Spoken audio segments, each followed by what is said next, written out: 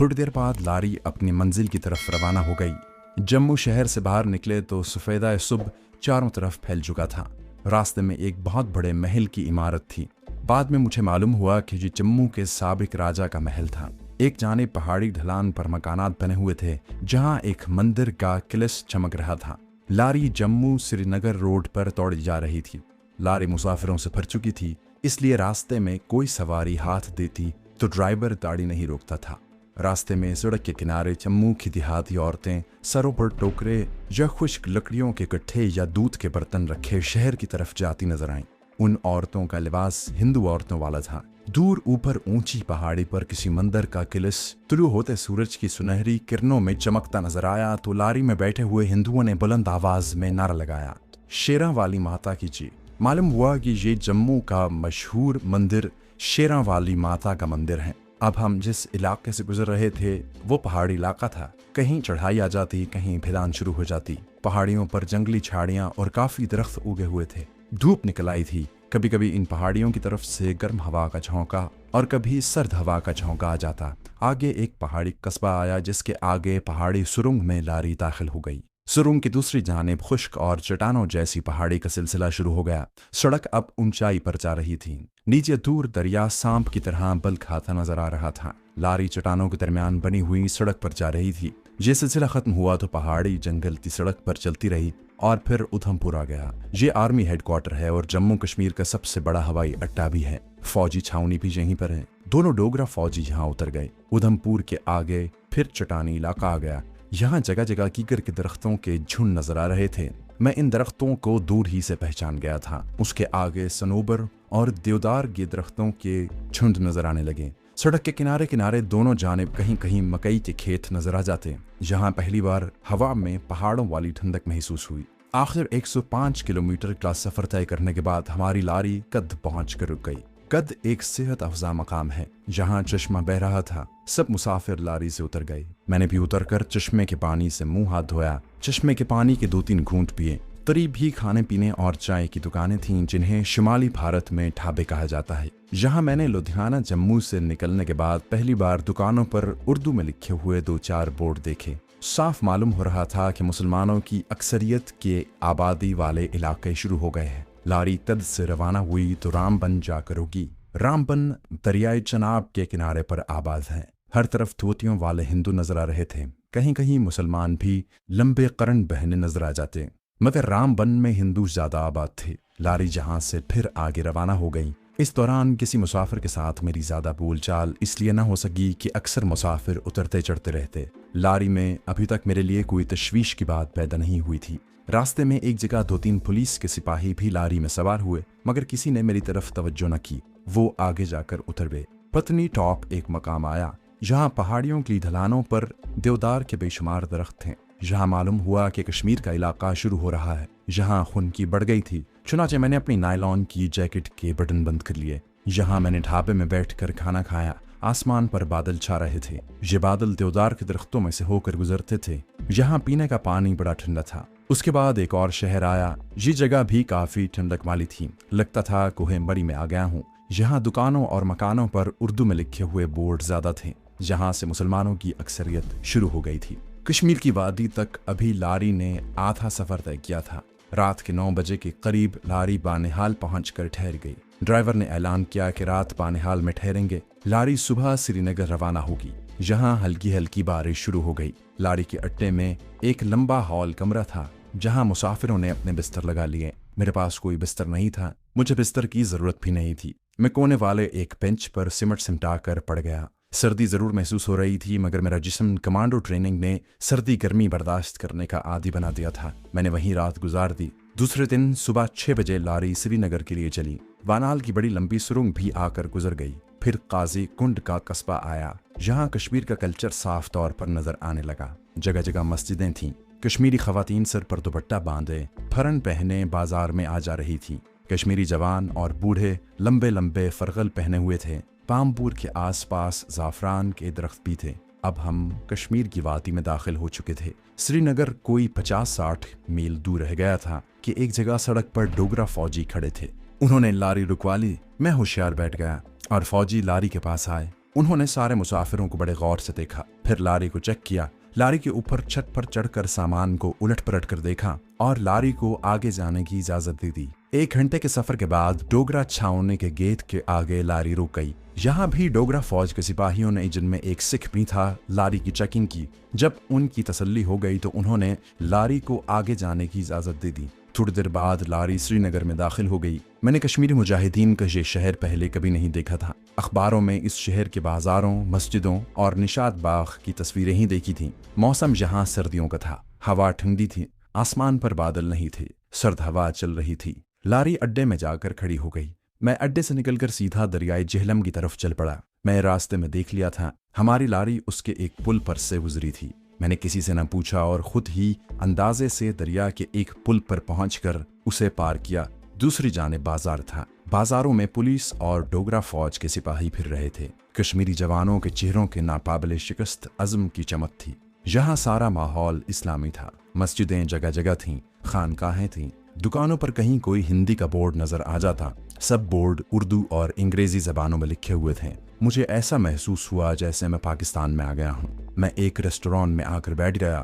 پاکستان سے نکلنے کے بعد پہلی بار میں نے پاکستانی کھانا یعنی پلاؤ روغن جوش کے ساتھ کھایا۔ کوئی کشمیری زبان میں بات کر رہا تھا، اردو زبان بھی عام بولی جاتی تھی۔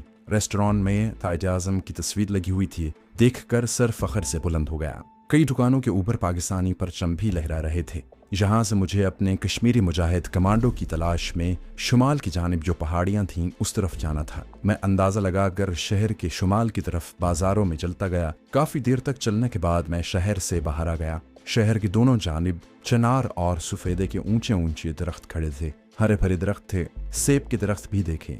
کشمیری کسان، مرد عورتیں کھیتوں میں کام کر رہی تھیں۔ کشمیری کسانوں کی حالت انتہائی فلاکت زدہ تھی۔ ہندو حکمرانوں نے کشمیر پر غاصبانہ قبضہ کر کے یہاں کے حقیقی کشمیری مسلمانوں کی معاشی زندگی کو کچل کر رکھ دیا تھا۔ کشمیر کی ساری دولت ہندو غاصب سمیٹ رہا تھا اور کشمیری مسلمان جو کشمیر کے مالک تھے غریبانہ زندگی بسر کر رہے تھے۔ میں نے دور شمال کی جانب پہاڑوں پر نگاہ ڈالی۔ جموں والے ہمارے آدمی جمی دکاندار صادق نے یہاں مجھے پہاڑیوں کی ایک خاص نشانی بتائی تھی۔ میں نے اس نشانی کو 2 پہاڑوں کے درمیان ایک جگہ دیکھا تو اسی طرف روانہ ہو گیا۔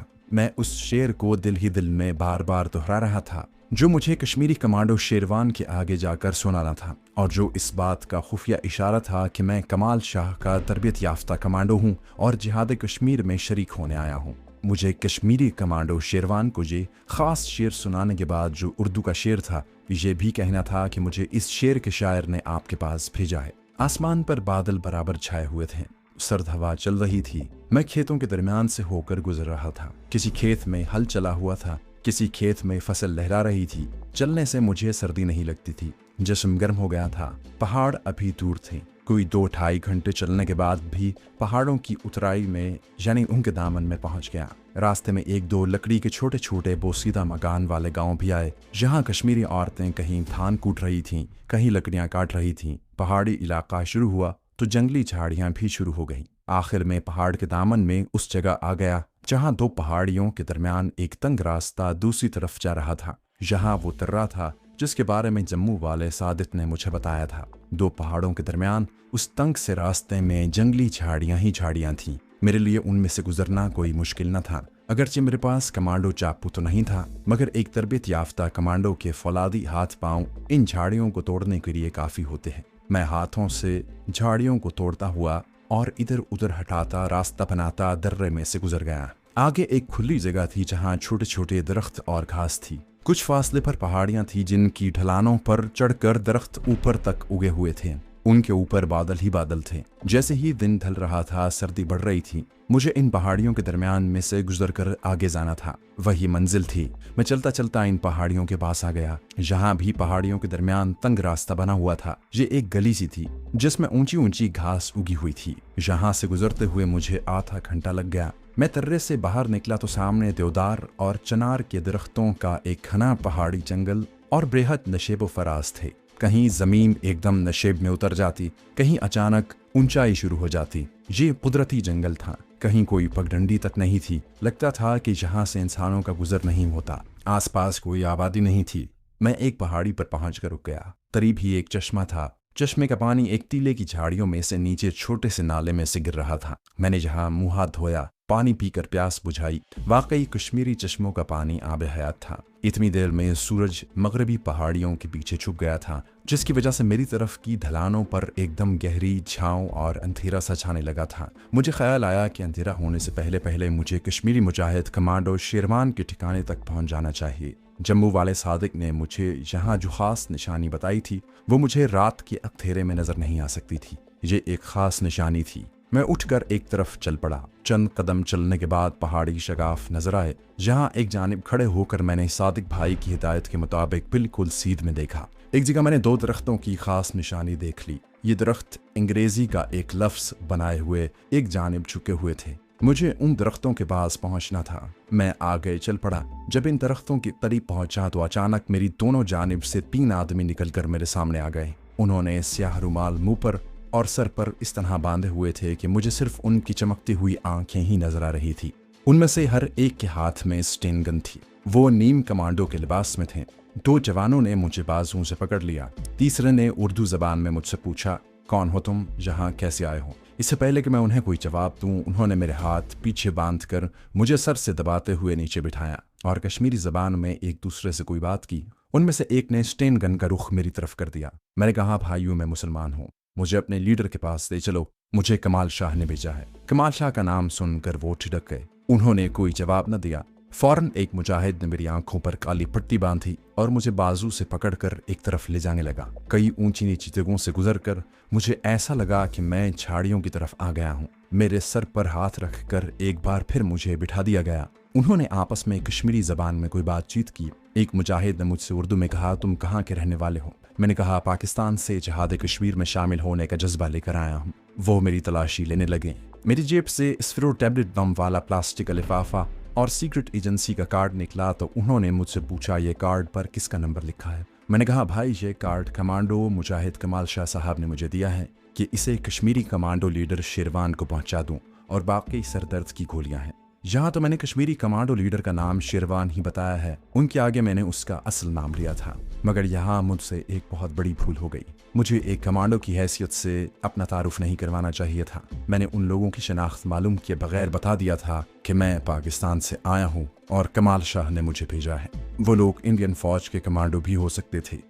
ये मेरी मुजाहिद कमांडो शेरवान से पहली मुलाकात थी। उसने अपना चेहरा स्याह रुमाल में छुपा रखा था। वो चौड़े कदकाठ का एक जवान आदमी था। आंखें चीते की आंखों की तरह चमक रही थीं। स्टेन गन अपने घुटनों पर रखी हुई थी। वो कमांडो की वर्दी में था। उसने मुझसे पूछा, तुम्हारे पास क्या सबूत है कि तुम्हें कमाल शाह ने मेरे पास भेजा है? मैंने भी उसकी आंखों में आंखें डालकर कहा, पहले मुझे इस बात का यकीन होना चाहिए कि तुम ही कमांडर लीडर शेरवान हो। उसके तीनों साथी वहीं मौजूद थे। ख़ार में 2-3 सेकंड के लिए खामोशी छा गई। मैंने बड़ा माकूल सवाल किया था। वो मुस्कुराने लगा, फिर कहा, दिल्ली में तुम किस आदमी से मिले थे? मैंने गुल खान का नाम ले दिया। कमांडो शेरवान ने दूसरा सवाल किया, जम्मू में किसके पास ठहरे थे? मैंने सादिक का नाम लिया तो शेरवान बोला, उसने तुम्हें मेरी और अपनी शनाख्त के लिए कोई खुफिया लफ्ज जरूर बताया होगा, क्या तुम वो बता सकते हो? मैंने सादिक का बताया हुआ उर्दू का शेर पढ़कर सुनाया तो कमांडो शेरवान ने पूछा, जिस शायर का ये शेर है उसका नाम क्या है? इस सवाल से उस बात की तस्दीक हो गई कि कश्मीरी कमांडो शेरवान ही है।